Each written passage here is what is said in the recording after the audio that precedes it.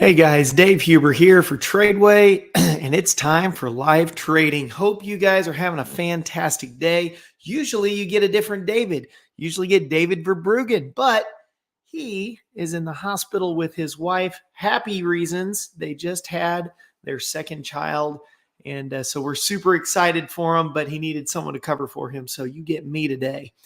Uh, we're going to look at the market, and we'll take about 20 minutes here just to kind of analyze the market, and maybe if you guys have a couple of stock tickers that you want to throw out, I'll do a quick analysis of what the market's doing, why it's doing it, and what we can expect moving forward. And then if you have a couple of maybe some stock tickers that you'd like to look at, we'll take a look at those time permitting. Let me just turn off my notifications here because things just start dinging away while I'm doing one of these. Okay. So what's going on in the market? Market has been up recently. There's a lot of hope in the market right now that the Fed will finally start getting a little more dovish. In other words, if you don't know what that means, the Federal Reserve is fighting inflation. And the way they are fighting inflation is they are raising interest rates. That you know about because it's been in the news. And the reason why that helps to fight inflation is that they're literally raising the cost of borrowing money. When they raise the interest rates, the cost of borrowing money goes up. And because the cost of borrowing money goes up, what that means is money is harder to get. If money is harder to get, it becomes a little bit more valuable. It increases the strength of your money when they raise interest rates. And so inflation is the exact opposite of that. Inflation is when money becomes too easy to get a hold of. There's too much of it out there. It's a weird concept to think of there being too much money in the economy. But what happens is there are too many dollar bills in the economy. And because there's so many dollar bills chasing too few products, you have the price of the products go up. And so that's where your money begins to look like it's not very valuable. So you have noticed over the last couple of years, your money feels like it's not worth as much as it used to be. That's true because it isn't. But the Fed is trying to fight against that by raising interest rates. What you'll see in the news is constant pressure from the market, from political organizations, from the liberal news media to stop raising interest rates.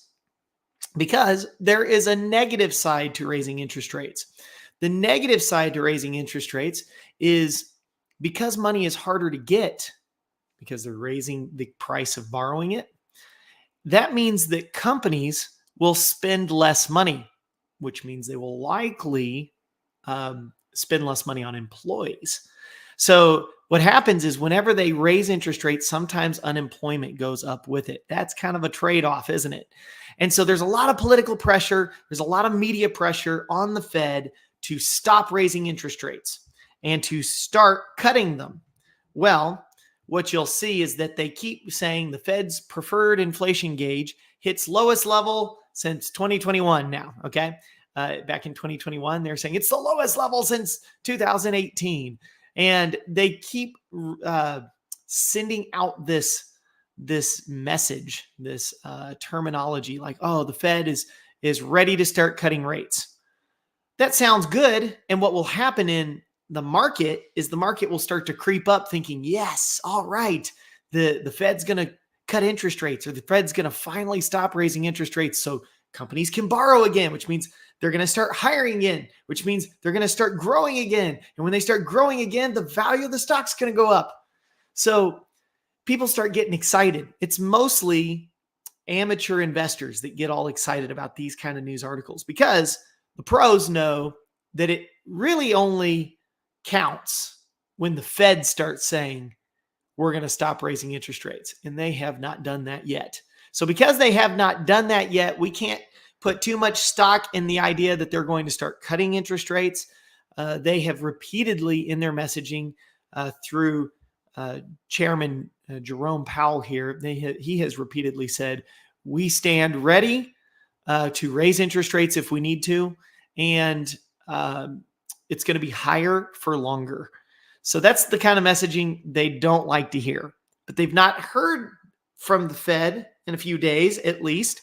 And so when the Fed comes back and actually announces that again, you're going to start seeing stocks begin to tank. People will start selling the stocks that they were buying on hope that they'll begin reducing interest rates. And so let's just take a look at the picture of the market here. And Ben, good to see you on here. Thanks for joining me live. Here's what we can expect in the market. We can expect more of the same, right? The Fed basically will keep saying, we're not cutting interest rates yet. We are going to keep them high. We might not raise them as quickly as we have been raising them in the past. We might slow down our raising, but they have not indicated that they're going to cut rates as of yet. All of these type of articles are opinion articles of people saying, we think the Fed might stop raising interest rates, or we think the Fed will start cutting interest rates. So here's what we can look at. We can look at hard facts. Let's see what the market is doing. I'm going to take a look at the chart here. This is the S&P 500. I'm going to just zoom out a little bit so that we can see the chart on a broader scale. I'm going to get rid of some of these lines, and I'm just going to show you what we've been looking at. Right now, the market is kind of bumping up against what we call a horizontal price point. And what that means is that the price of the market, which is indicated by these things we call candlesticks right here, you'll see that they're going higher and higher and higher. And as they've gotten up to about this point here, they've started to taper off and go sideways. That does not mean it's reached a high and it's going to go down yet, but it is a prime example of a point where it could go down. So we're going to zoom back out here and just show you that in the past, when the market has hit this price point, it has turned negative, at least for a time being. Here it turned negative. It tried to recover and then went into just full-blown like downtrend territory, which we can see by running a support and resistance line on it here. Let me just do that resistance line. See if we can throw a support line in there with it. There's support. You can kind of see how it was moving down in here. Got a little bit messy. You could actually move this line all the way up here, and you'll notice when we zoom out, we're gonna get another high right back in here. So we've got a pretty good little downtrend that was going on here. It broke out right around this section, and it has been trying to move up ever since. We have what the news articles like to call a confirmed uptrend.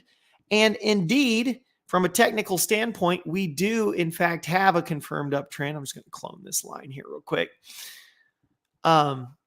Because we do have 3 points, right? So we have 1, 2, 3 points right here. Now, this is something we could call an uptrend because of the 3 points. However, at Tradeway, we do not typically call the most recent low in a downtrend the first bounce in an uptrend.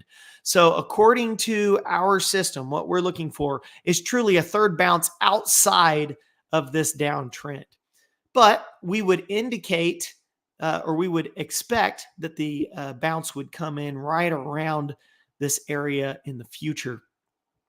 And we just don't have that yet, right? So I'm going to extend this out by about 30 so that we can see into the future here a little bit. Well, fix my line here.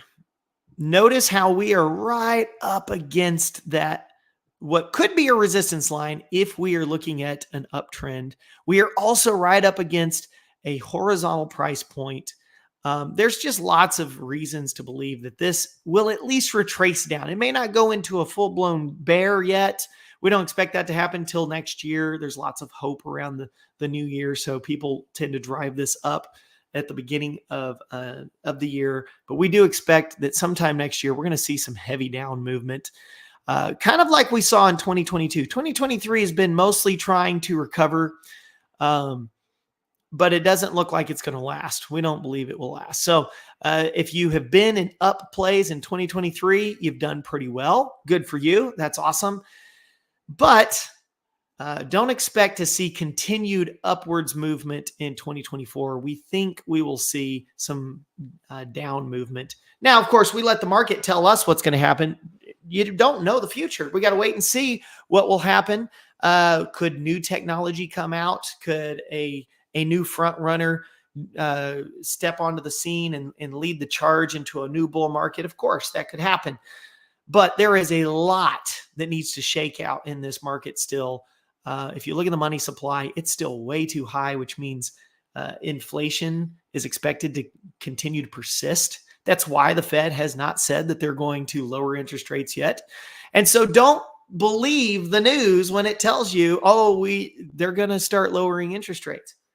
Don't believe anything about they're going to start lowering interest rates or they're going to start raising interest rates. Like if I tell you they're going to keep raising interest rates, don't believe me, because you wait and see what the Fed's going to do. I'm not telling you they're going to continue raising interest rates. I would think maybe they might have to, but I will say this.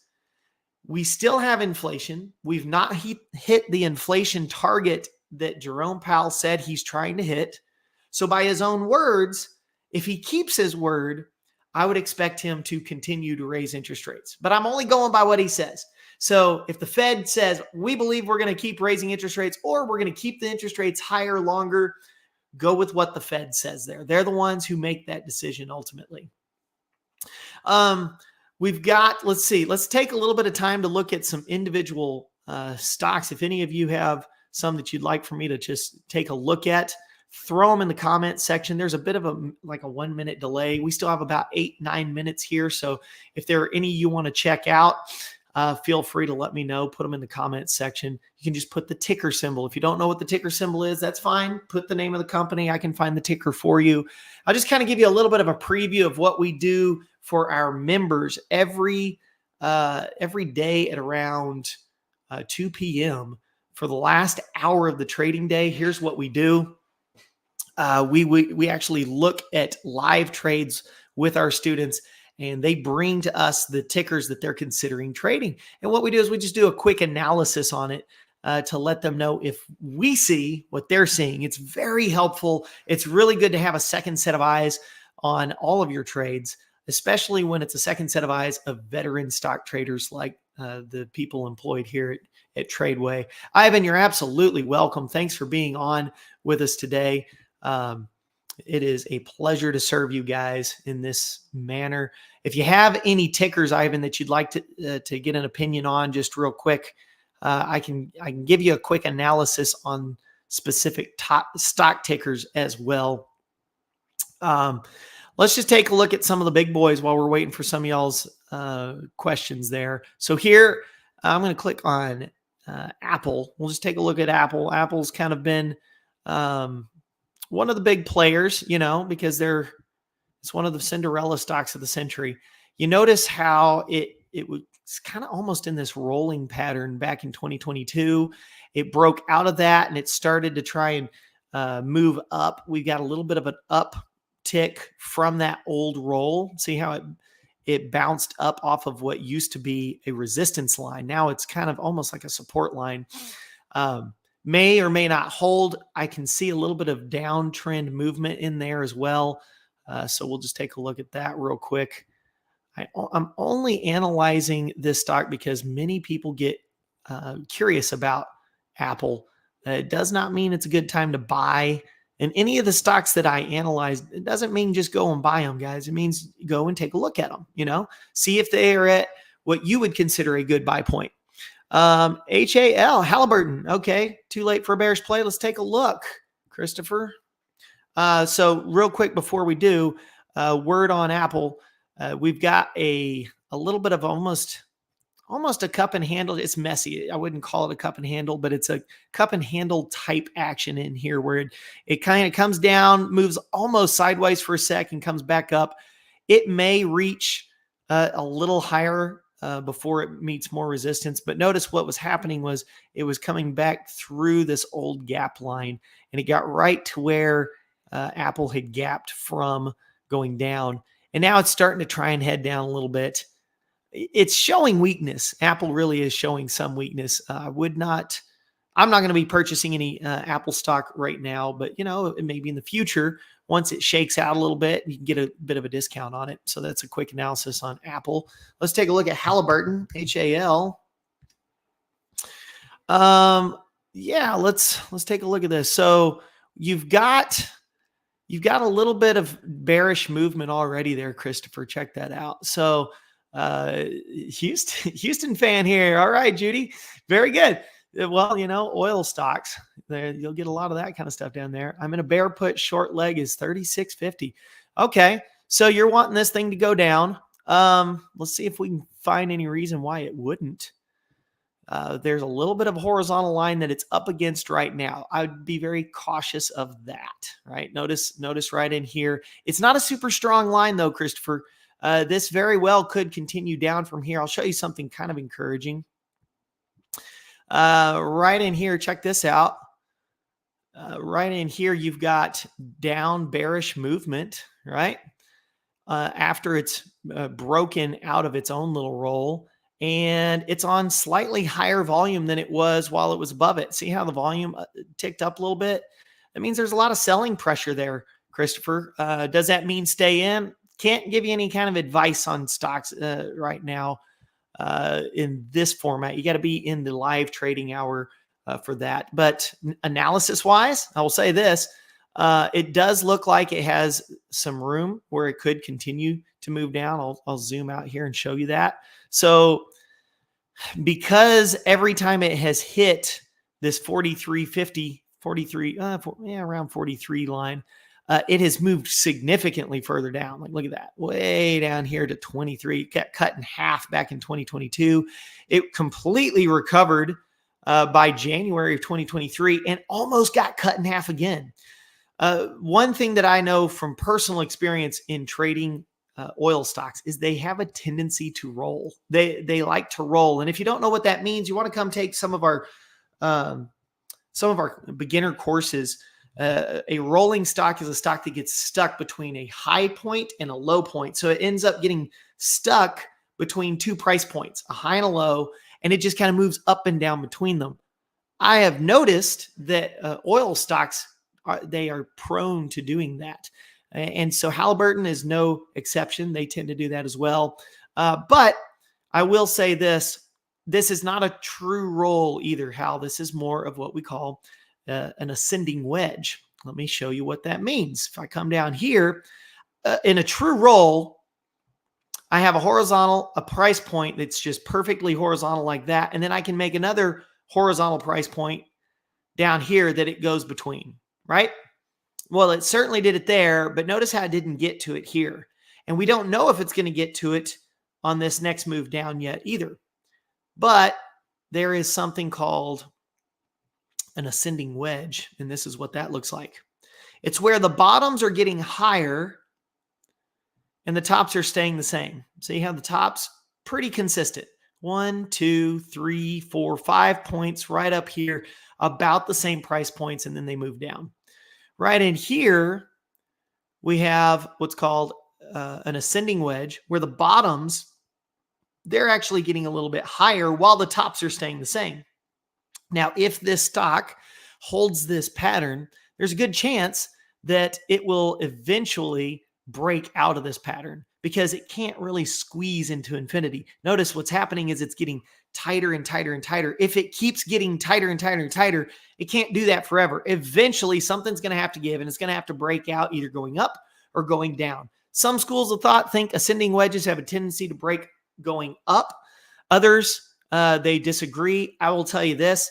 My family doesn't take either side in that particular scenario. What we say is we know it's going to change. And if we know it's going to change, we just be watching for the change. Now, what does that mean, Christopher, for you? If the ascending wedge holds true, well, there is some room still for it to move down, at least to that ascending support line, right?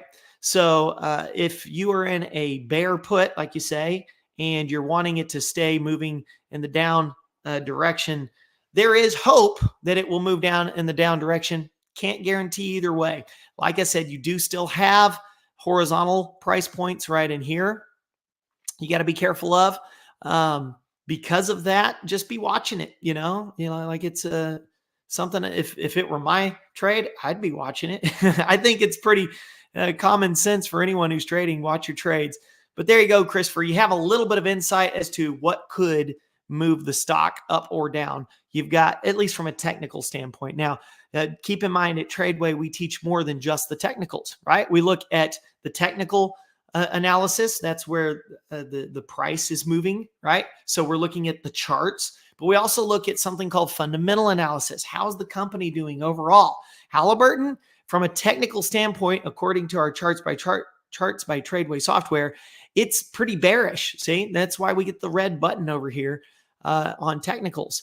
If you look at the inner circle, some of y'all don't know what that means. If you'll come and take some of our classes, we'll tell you what it means. But the inner circle, I'll give you a quick and skinny on it, essentially is telling us who in the company is buying the stock or selling the stock. And right now, you don't have mostly buying or mostly selling in Halliburton. The people in the company are buying and selling, but it's kind of evening out. So it's kind of sideways, which would make sense for some of this sideways motion as well. From a fundamental standpoint, right, we would look at this and go, man, this is actually doing pretty well. The valuation is low on the stock. It's fundamentals, meaning it's making some money. It's all looking pretty good. So it's kind of a strong stock, but of course, Halliburton is one of the industry leaders, so that makes sense. We at Tradeway tend to look at what we call the third leg of the trading table, which is market tone. That's why we start by looking at the S&P 500. We like to look at the S&P and go, all right, what is that going to do? Because whatever the S&P does, most of the stocks tend to follow. So it's kind of like a trump card, right? Like even if you think you've got a really great stock that's going to go up, if the S&P is going to go down, it trumps your stock, right? So we take a look at that and try to determine which way is the S&P going to go. Currently, you're kind of sort of fighting market tone if you're in a bear put right now, Christopher, because the market has been trying to move up. The good news is it has slowed its ascent, which could mean that it's going to turn and go down. We wait and see. So you are right around a price point on the overall market where it could turn and start moving down. So that bodes well. And then also for your particular stock, you do have more room for it to move down, but you're also right up against a little bit of a weak but real horizontal price point that could move it back up. So you're kind of in one of those limbo moments, which is probably why you're seeking some insight here. Hopefully that is something that has given you a little bit more to think about in this trade. You're absolutely welcome there, Christopher. Any others that you guys want to look at before we wrap it up? I'll take one more. We took a little bit of time on Halliburton there because not too many people are asking for specifics, which is totally cool. Ben, I see yours. All right, so let's take a look at Tesla real quick. TSLA. Yeah. So Tesla, notice how it has a little bit of almost a roll, but really more a slight downtrend that it's been in, just ever so slight, really. Watch this. I'm going to do a clone line here and boom. So we've got kind of an ever so slight downtrend that it has started to look like. It was looking like a bit of an uptrend, broke out of that, and it's not a true downtrend yet in Tesla, so don't get too worried about it if you're wanting it to go up. But it's starting to look like it's pretty bearish, right? So it could continue down from there. Why is crypto more volatile than currency? Okay, so that's a whole nother can of worms there, Chinedu. I'll give you the quick and skinny on that real quick. Crypto is not as widely used as currency, all right? And so because it's not as widely used, it is subject to more volatility. It's kind of like if you got into a penny stock, right? A penny stock is not as widely traded as stocks listed on the major exchange. And so there's not as many people trading it. So when those fewer people trade the stock, it tends to move the stock in more drastic measures. Same with cryptocurrency, with currency. It's all supply and demand. It all comes down to that. Volatility is so intricately connected to supply and demand that you just can't escape it. So with cryptocurrency, because it's not as widely traded, it is subject to more volatility, and that's the quick and skinny on it there for you. In your eyes, what would confirm to you to buy bearish on Tesla? Okay, so what would I want to see if I wanted to get bearish on Tesla, Ivan? Yeah, TSLA. So, you know, I would want to see some continued move down here. Looking at these lines that I drew, if I saw that it bounced down off of this and decided to break through this horizontal, if it broke through that horizontal, I'd start getting real bearish on it, but I wouldn't be buying anything yet either, because by the time it does that, it would be right around here, you know? So, personally, I'd be waiting to see if I get some bearish market tone, waiting to see if I get some more bearish movement in this stock. I'm not convinced that it's done going up. I'm not convinced that anything's done going up. I used to be, but then it kept going up, right? So we let the market tell us what it's going to do. So there's your 2 cents there for Tesla. I know how to plot all my key levels. I do my top down analysis very well, but I'm still not profitable. What causes that? You know, that's a much deeper conversation, my friend Chen. That's one where you're going to have to get involved with us a little bit more so that we can really analyze what you're doing. I'd encourage you to reach out to us at support@tradeway.com. You may or may not already be a student of ours. If you are, awesome. Let's get you set up with a coach so that we can actually look at your particular scenario and see what may or may not be happening there. But that's definitely a deeper conversation that I wish I had time to go into with you, but I don't. So I would want to know a lot more information about what's going on there. I'm glad to see that you're doing some top-down analysis and that you're plotting the key levels and stuff. But there are a couple of other things that we need to look into there, Chen. What's your favorite strategy with going long on stocks? Probably something like covered calls, Ivan. I love the idea of it because if I'm going long on a stock, I might as well make some money on the stock while I'm holding it, right? So it's a very low risk type thing, which is funny for me because when going long on stocks, I'm more of an options trader personally. I like the higher risk of options trading. And so if I'm buying stocks, I typically will buy the stock with the view of doing options trading on those stocks. So I would do a covered call strategy on a stock that I own, a long stock as some people call it. How can I join your mentorship, sir? Well, give us a call there, Chen. Just go to support@tradeway.com. Just email us, support@tradeway.com, or you can give us a ring at 877-907-TRADE. That's 877-907-TRADE, and we'll get you set up there. Lots of options available to you there, Chen. We'll just tell you what all we have available. You tell us what you want. We'll show you how we can fit your lifestyle there. So with covered calls, do you usually do 30 days out? Gonna have to come to class to learn that one there, Ivan. So that's a deeper conversation as well. It also majorly depends on the stock, right? So that's not just an easy yes or no type answer either. It really is going to depend on the stock. So come take some of the courses that we offer where we're going to show you how to know how far out you want to go in the first place, and how to match the strategy with the type of market tone that you're in. And so anyway, guys, that's about it for today.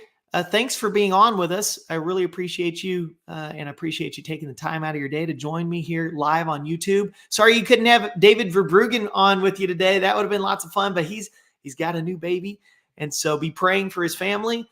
We are very excited for them, and we're excited for you too. We're very excited to see you on here getting excited about stock trading.